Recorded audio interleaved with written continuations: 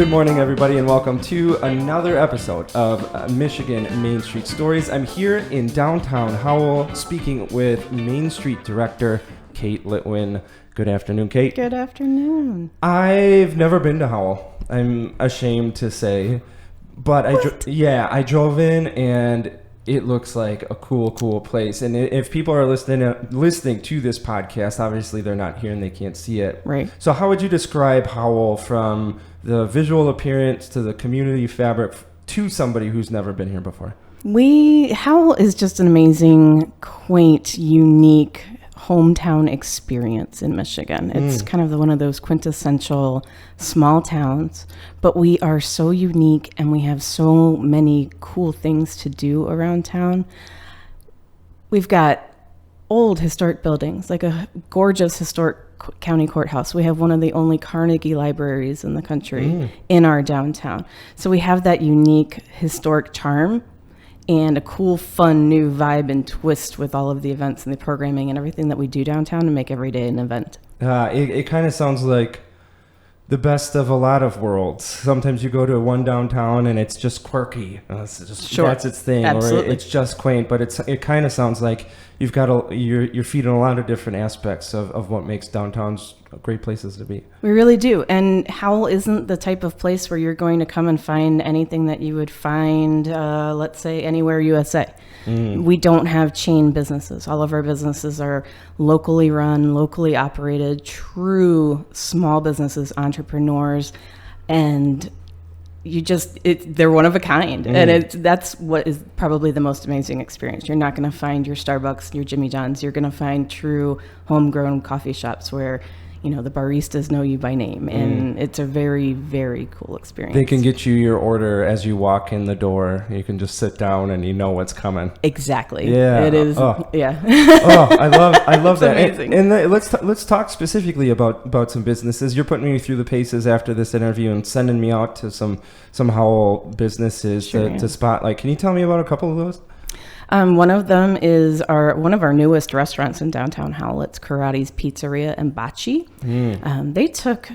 This was a really cool story. They took an old 1950s call center for the telephone company back in the day, and they've turned that into an Italian restaurant with these amazing pizza ovens, 2 bocce ball courts that gives people something to do. It's a funky vibe, lots of space, open air. They've kind of got the garage door windows on it so that they can let all that fresh air in. I mean, it's Michigan. We only get nice weather 3-4 months out of the year. Yeah. Really kind of opens up the place and makes it feel like an indoor-outdoor experience. It's great food, Italian, fine dining, but it's also an experience. I love that. I mean, of course, I'm a pizza lover. Yeah. But the idea of also saying, what can we give people to do? Some kind of activity. I mean, it's just a completely different vibe from sitting eating pizza to playing bocce, and you get to do that all at the same place. Exactly. It's really cool. Tell me about one more. Let's talk about Weaver's Cava House. That's another unusual one. Not every community has a Cava House. A lot of people hadn't even heard of it before. Explain that before you talk about the business, Cava. So Cava, to my understanding, is a ground root, and that root has properties that are very similar to ashwagandha, or something that would help kind of settle you down a little bit, kind of get in the groove. It's not psychotropic, but it is supposed to kind of help you relax and chill out and put you in a good mood. And so it's a ground up root, and then they put it in all sorts of different smoothies and fruit bowls, and it kind of doesn't have much flavor or taste, so it can go in anything. Yeah. And it just kind of gives you that bump. And then they also have an oxygen bar. They do amazing gourmet toast. It's just a fun dining experience.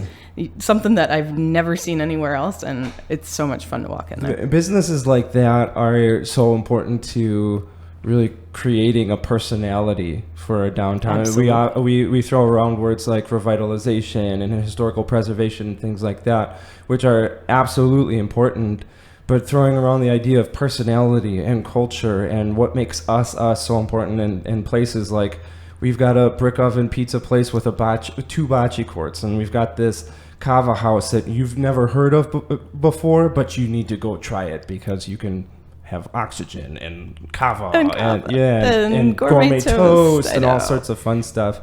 The businesses, every small business tends to have an issue with funding. It's always what I want to. I've got big dreams, but the finances have to back it up as well. Absolutely. And fortunately, through MEDC and Main Street, we've got the Match on Main program, and it's my understanding that several of Howell's businesses have benefited from Match on Main. Is that correct? That's correct. We have two. The first one was Karate's, the Pizzeria. Awesome. And they received a $25,000 grant to purchase one of those brick ovens and bring it here all the way from Italy. So not only is it true Neapolitan style pizza, that oven was brought from Italy, transported to Howell, and is now fully functional in the Pizzeria. So that's really cool.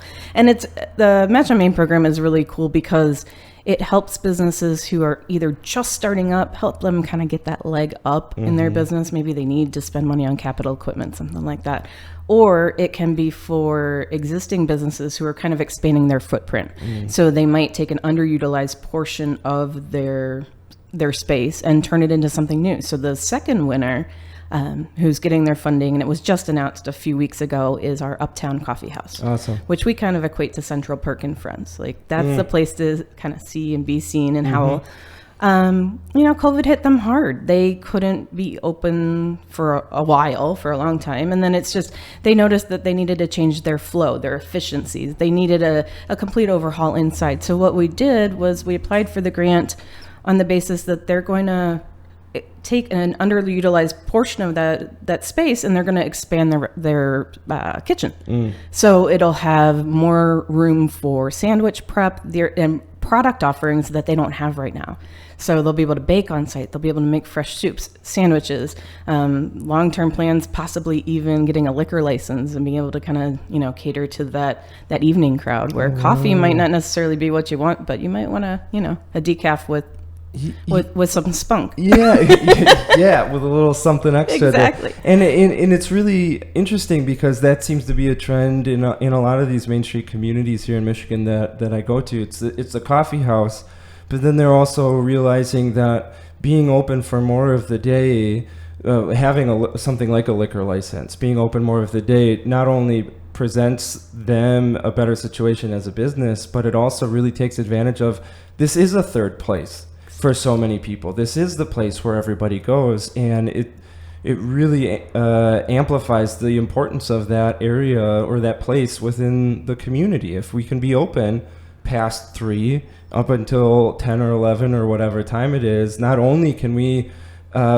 be in a better place as a business, but we're also helping people and we're giving them another place to go after work. Right. Not everybody wants a jolt of caffeine after work, but a beer?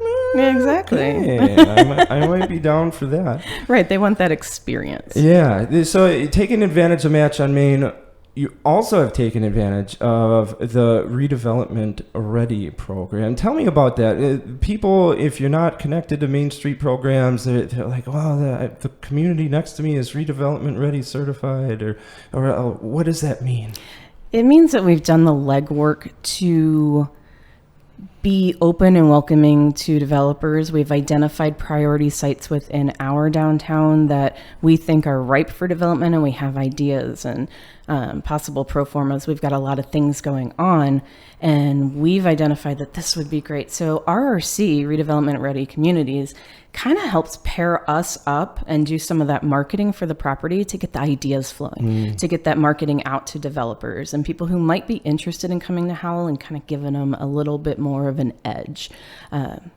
It's a great program to be part of, and being RRC plus Main Street is kind of where it's at. Explain that plus. The plus is that a Main Street community, we really focus on that grassroots, volunteer-led community building, and Redevelopment Ready kind of focuses on the economic development.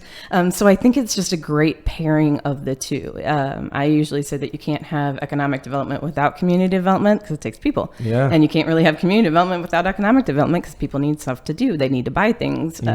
So they're very symbiotic and they have to go together. So having the advantage of both programs and the backing of the state to say, yes, this community's done the work. They've put in the effort to, make their community as welcoming as possible. They're going to help jump any of the hurdles that might come up with a development and see it through. Yeah, it's such an important program for so many of specifically smaller communities that might be struggling with vacancy. And how do we, as a small community, attract the people who have the capacity to be able to take on this historical building that no one locally either has the knowledge or the funding to be able to do. And so you have to bring people through the building, and you have to check all the boxes so that a developer can come in and really you give them the best possible look at this building so that they can help the community. Yeah. So we can help you with this. We can help you find design services. The Michigan Main Street program has design services built in that, we can give people the tools to do a good job and to get it done right. Yeah, it's so important to, just from a back end standpoint for communities, is sometimes we're struggling with the resources or the personnel or the staff. We don't have a staff of 15 people running our downtown development association. I wish. Yeah, it would be amazing. And so to have something like Michigan Main Street where they can come in and say, we can help you with this. Yes. We can help you with this. We can help you with this is just a godsend for so many people. It really is. Redevelopment, development happening in Howell. Is there any of those projects happening right now that you want to talk about, or maybe projects coming down the line? Well, I know that there's one that you will be seeing later on when you go over to the Pearl. Tell me about the Pearl. The Pearl is one of the oldest buildings in Howell, and it's gone through many iterations. I believe before there was a bowling alley there, a roller skating rink. Most recently was an auto parts store, but a real estate developer in the area, Jeff Doyle, and his wife purchased the building because they want to live downtown. And upstairs, they're completely changing the residential. There's going to be some apartments. They're going to take the top floor, and the ground floor will be more for, it'll probably be geared more toward retail and services. Okay. I believe that there is a contract on that property. So it's already filled. Yeah. The project hasn't even gone yet, but it is already filled. Awesome. So it's really cool. It's a nice old historic building, and they're basically ripping it down to studs and rebuilding because it's just phenomenal. And when we have that space, it's going to be great. That says so much about Howell as a community, and then also the importance of downtowns to communities, and that this pendulum is swinging back to people saying, I want to be in the thick of my community. I want to be where the people are. I want to be kind of in the midst, in the central hub of this community, that there's benefits to that. And so here you have this building that's not even complete yet, and people want to live there. Yes. They're like, I can't tell you how many people I've talked to that are like, how can I get in on this? Yeah, book me a suite. And in Main Street after Main Street, I hear that. When that development happens, people get really, really excited, and they say, I want to live there, and if I can't live there this year, put me on a waiting list so that I can grab a space when it opens up 2 years, 5 years, 10 years down the road. For sure. And the potential of that can be so transformative. It's huge. Yeah. And it's going to change that side of town too. It's right next to our historic movie theater that's been there for almost 100 years. It's going to kind of keep modifying and bringing more people down there, the more foot traffic, just kind of expanding out a little bit and making it very walkable and welcoming. Redevelopment plays such a critical role in the revitalization of so many of our communities. And recently, placemaking has been around for a long time. Forever. I mean, just 20 years ago, 10 years ago, I forget what the official word placemaking came out. But of course, it's been in existence since the communities have been in existence. But recently, specifically with COVID, I think it's really turned people's attention to, okay, how can we shape our community? What can we do in this corner, in this nook? How can we better utilize our spaces? For sure. But one of the obstacles to that tends to be funding. I mean, we have big dreams, and we have this project, and we want to do it, but where is this money going to come from? And a really creative solution has been used here in Howell, a crowdfunding platform. Tell me about that. Patronicity. Yes. Patronicity. So it's a great fundraising platform. It really does get the community involved by Securing donations of every size to help. Our project was our Peanut Row Alley, which is one of the main alleys downtown, and it kind of needed a facelift.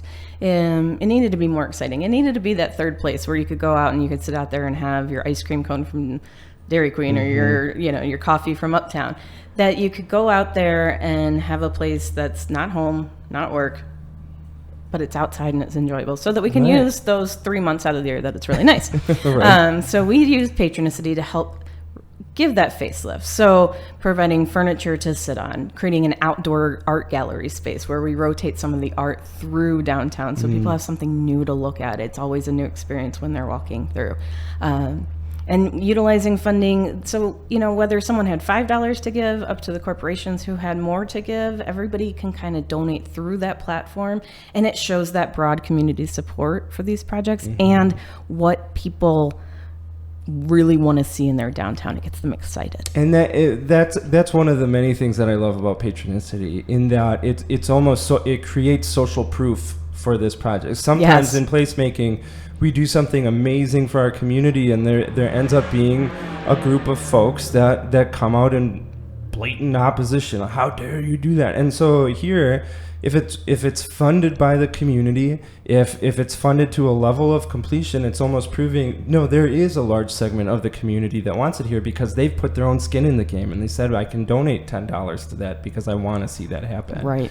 And it's so much easier to support that project, and to try to get other corporations involved, to try to just show that broad-based community support. We know that this is what the community wants. They're telling us what they want, and now this is how we're going to be able to deliver. Oh, I love it. So if a community is listening to this and they're thinking, oh, Patronicity is it sounds like something I need here or something that I want here, walk me through the process of how do you start. And what exactly happens? Give me the nuts and bolts 101 of your experience with Patronicity. Well, the first step is probably just calling Patronicity, because their staff is amazing and they will walk anybody through that process. It's more the identification of the project. It's getting the collateral renderings. Everybody wants to see a visual. It's more than just that description, but then it is, creating all the different levels of donation possibilities. It's generating the excitement, sending it out on social media. And then, you set a goal. So your goal for fundraising could be anything. I think that I haven't looked at the minimums in a while, but it's usually up to, you can do like $5,000, you can go up to $50,000, $100,000, whatever your goal is. But then there's that matching portion. And that's what's so cool, is that that uses funds from the state to match. So let's say you set your goal of $25,000. If you achieve your goal in 30 days, then you get that matching support from the state. So you're doubling your effort.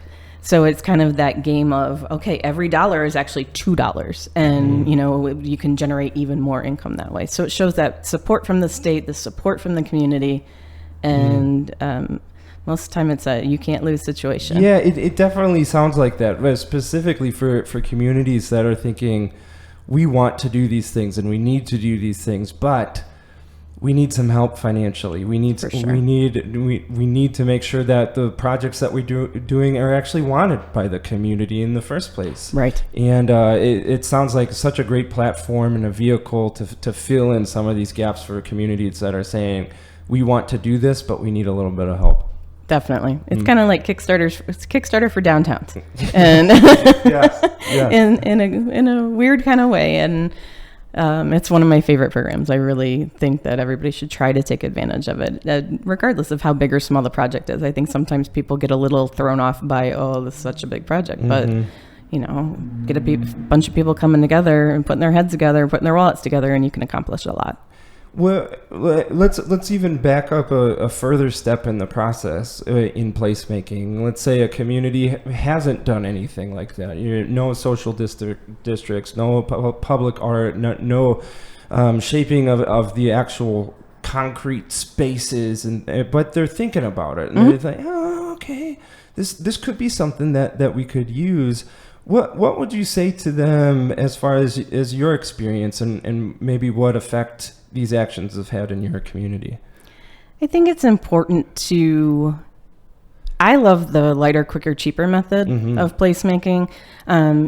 I think a lot of people get hung up on we have to do this huge thing. If it's not $10 million, it's not worth doing. Yeah. But it's amazing to me how much just little efforts. For example, we were really working on our public art as part of our Howell art project. And there's art all over downtowns, and we now have 3 large-scale murals. I mean, we've taken that project to a new level. But it really started out very simple, very much a local art competition. And then we invited high school students to kind of come in, and they did something really cool with the rain art. So, the art on the concrete, so that you can't see it when it's nice out, but when it's raining, the art pops up. It's those little things and the hidden art, maybe in one of the light poles around town, you'll see a little carousel horses going around the very base of it. But it's just those tiny little things that pique people's interest.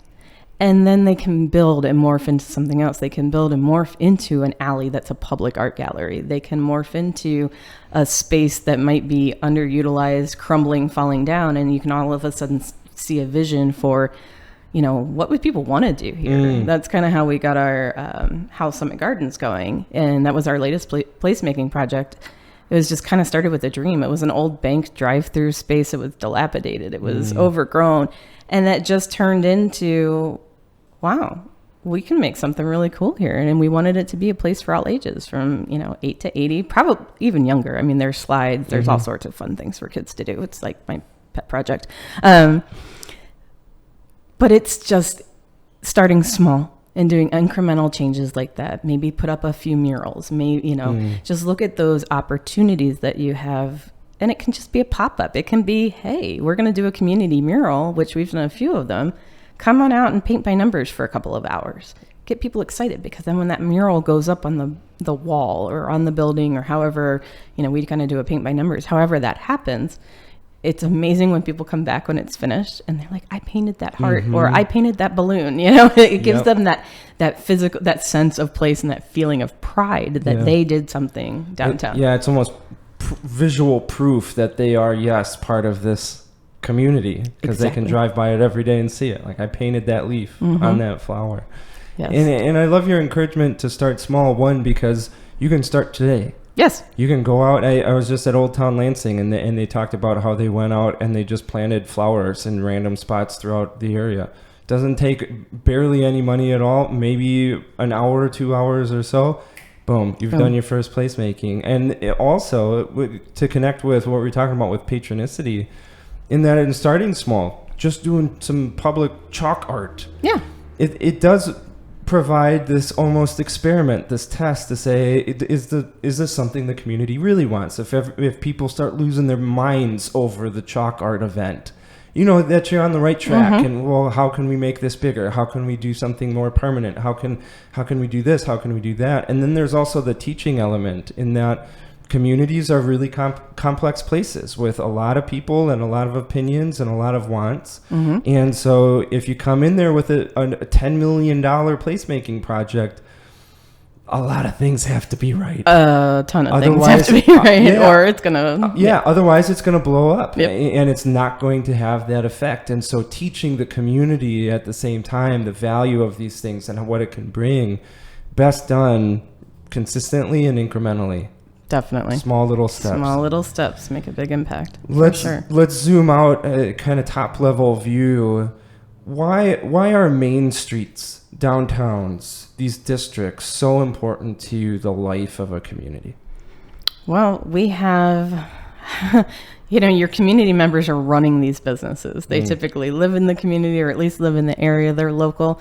They're unique. You make friends, like we talked about earlier, where you walk into the coffee shop and people already, the barista already knows what you want. I think it's essential to establish those relationships with all of your businesses downtown.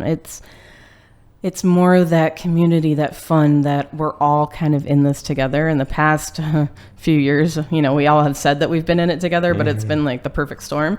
But realistically, it is nice knowing that when you go to, a store like our Heart of Michigan store, everything's Michigan made. It's like, how much more community focus can you get? True. The impact is just phenomenal. And unique. And I love that about Michigan. I love it about, I love to travel, but I don't necessarily love to go everywhere, all the touristy spots. Like, give me the real stuff. Where would you go to eat? Where would you go to, yeah, you can do all the big touristy stuff, but what's the really cool stuff that people want to see?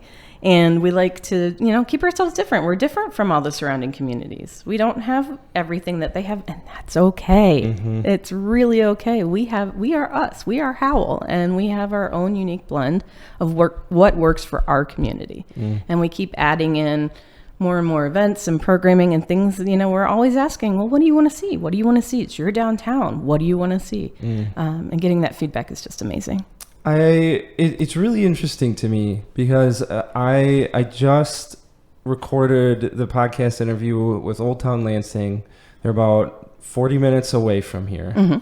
And the themes are so similar in that sometimes we think that managing our main streets, our downtowns, it almost cookie cutter. Here's this process. Here's this order. You need to save this building, and you need to do this, and you have to have X, Y, Z. And if you do that, then you have a beautiful, vibrant downtown. But in both Old Town Lansing's case and in Howell's case, it sounds like, yes, there are principles in place that you have to follow and actions, and you have to be strategic, and you have to have plans. But at the same time, you have to listen to your community. You have to build your own community. You got to figure it out because that's what makes you unique. And you end up with a Cava bar and a brick oven pizza place with 2 bocce courts. And that's what creates a different place, not just a bigger place, not just a place with more people coming through, but those things plus here's a snapshot of who we are as a community. Yeah, I think it's really important that it is organic. That it's not cookie cutter, that it feels like you're walking into a different place, and that's really cool. That's what gets people excited. Maybe you're coming for, a milkshake, and you've seen these gorgeous milkshakes from M Street all over the TV and social media, and you're coming for that. But you're also looking around like, wow, there's a lot going on here, and there's so much to do and so much to explore, and it's great that we can just be authentically ourselves because we're making our whole vibe, our whole theme is making downtown a destination for our residents and for our guests. So, we want to make sure that we're giving our residents and our locals what they want, but then also catering to those people who are coming out of town and coming to visit us. And we want them to come back. It might be 3 months, it might be 3 years, but we want them to come back and say that was a cool little town. Yeah, and the focus on what do citizens want? What can we build for the people that live here? So important in the grand scope of things because sometimes communities veer so hard to tourists and tourism and how can we get more tourists here? We need tourists. And to a certain extent, that's true. We do have to attract people from outside our communities into our communities, but there's so many important people here already. So what can we do to create a more rich environment for them? What do they want? What kind of resources? What kind of experiences? So, exactly. Howell. Yeah, Howell. You guys are doing it right. You've obviously are a Main Street program here in Howell. I'm curious to ask you how Main Street Michigan has helped you as a community. If you want to take it the more personal way, how it's helped you as a director, anything. How has Main Street Michigan helped you here in Howell? Oh, wow. I mean, they provide so many services for us. That staff is amazing. They see it from all angles. They see all the communities. There are communities that are more tourist driven, like Charlevoix and Petoskey, those areas. But Michigan Main Street, they have tons of experience and know what it takes to run a downtown, to follow this program. Like you said, there's a formula to this Main Street model. There really is. But every community can implement it differently, and they're here to support us in that role, whether we need some architectural services, whether we need a brick mason, whether we need more marketing assistance. I mean, they're all those, we're dealing with really small staff numbers. It's me and Lexi, who's an intern. She's going full time soon, but Yay, Lexi. Having that expertise to rely upon and just kind of that extension of staff is really important. And just the Main Street model overall, getting volunteers involved, getting the community involved and invested in this community and what happens here is vitally important. You could bring in, a ton of staff people if you could afford it. And, they might be trained and educated. And I know everything about placemaking. I know everything about urban planning, et cetera. But it's when you bring in the volunteers who, they might not know first thing about art, but they know what they like and they know what is pretty and they know what the vibe of their community is. And bringing them in to do that work and plan it and be in the trenches with us. I don't pretend as director to have all the answers. I want people to come to me with their lofty ideas and they're like, we really need this. Okay, well, let's talk about that. How can we make that happen? And kind of go from there. So it's that I don't necessarily think that there is a better model out there. I think we really need all of those fresh ideas and all the ages and perspectives. Yeah, the plans and the principles are true. I mean, and they've been proven. The application needs to be individual, and I think that's where Michigan Main Street can help so many communities in that one, they have the expertise that we may not have. And thinking of my own experience, like somebody comes to me and says, hey, Phil, you should redevelop that building. I had no idea. Like, where do I start? Like, how do I do that? I don't know. And at that moment, I'm confronted with a choice. Do I try to figure it out myself? Do I not do this at all? Or do I go to somebody who has, or an organization who's helped countless communities and they've had so much experience and they've seen what communities do right and do wrong and they have a plan and they can help you and do all of these things? That sounds like a really great answer to me, not just for me personally as somebody trying to be a community leader and do my best, but it sounds great for the community as well, because now they have professional help and that they have great things happening a little bit sooner than the 30 years it would take me to figure out all of that stuff. Exactly. And it seems like a priceless, critical resource to tap into. Thousands of dollars worth of expertise that you would have to hire out. And I mean, just our Main Street program became its own nonprofit a few years ago. The 501c3 kind of broke away from our Downtown Development Authority, which is great, but it also needs to be self-sustaining. So they were able to hook us up with fund development specialists so that this organization can keep going beyond our current board members, beyond our current staff, that we can function and fundraise and support all of these efforts so that the program will continue on no matter what. And, that type of service is so invaluable when you're looking at, a fledgling nonprofit and most of us don't even have the first clue how to start that. But there's so many services that they provide, but that one to me was amazing. So such a good point, because a lot of times we look at the very visual things. Are there people walking downtown? Well, we can fix that. Are there historical buildings? We can fix that. Placemaking, we can fix that. But the back end things, like you said, fundraising. How do we gather the capital that we need in order to do all of these visual things? Is that first step, because if you don't exist as an organization, you can't help people. And that's a skill in and of itself. You have to learn how to do that. You have to have somebody say, this is what works.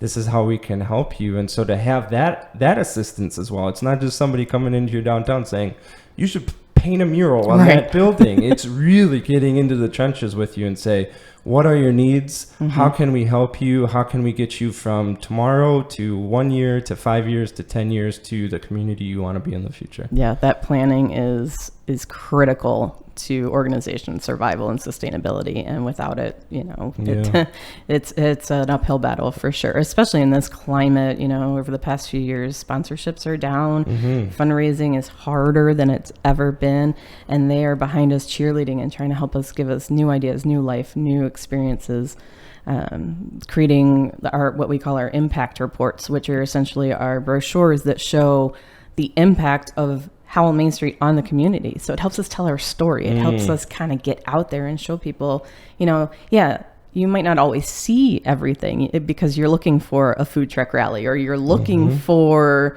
a music festival, but it's all of those other things on the back end, the grants that we just distribute, the smaller things that are really important to economic and community development that aren't seen, and those are the things that they excel at. Yeah. If a community is listening to this podcast and they're not currently a Main Street community, but they know that they need some help, they know what they want, where they want to be, but they're kind of circling and saying, "Oh, we're thinking about it. We're thinking." What would you tell them to encourage them to become part of Main Street Michigan? Most of the time I wonder why they wouldn't be. It just seems like something that would be a weird, like, what? Yeah. Why wouldn't you want to be? Yeah. And I think the biggest advantage is that it connects you automatically. The 4-point approach, the Main Street approach, connects you automatically to all of the players in your community, gets everybody involved, gets that grassroots, gets that excitement built. But then also, as a community, then you have an expanded network to all of us. We've all done it. We've all been there before. We have an exceptional network of just Main Street directors and board members, and we get together and we share ideas and we can help support each other. And so you're not always starting from scratch. I think that's the biggest thing, is not starting from scratch. You've already got it built in, and you've got this huge network to kind of pick you up and push you in the right direction. Do you need help? Do you want better things fast? Do you want all these things? Michigan Main Street can help you out. Absolutely. And it's just such an incredible resource. If people want to connect with Howell, obviously they should come here. They should come here. If you are not from here, you need to come here. You need to walk around to really experience Howell. But if they want to connect with you digitally on social media, on the internet, go ahead and give us your website, social media pages. Okay. Website is www.downtownhowell.org. And then you can follow us on Howell Downtown on Facebook, Downtown Howell on Twitter, and Downtown Howell on Instagram. Awesome. Oh, we have a TikTok channel too, but that's brand new. Okay. So TikTok for the kids. Exactly. Howell for the kids. That's Lexi's job. That's Lexi's job. You're not on there dancing, doing some... Yeah, no, not me. Not yet. Haven't gotten there yet. I've been talking with Howell Main Street Director Kate Litwin. It's been an absolute pleasure. I'm going to make sure to come back when I've got time to peruse the businesses and actually experience Howell as opposed to running around the camera. Absolute pleasure today, Kate. Thank you so much for being here.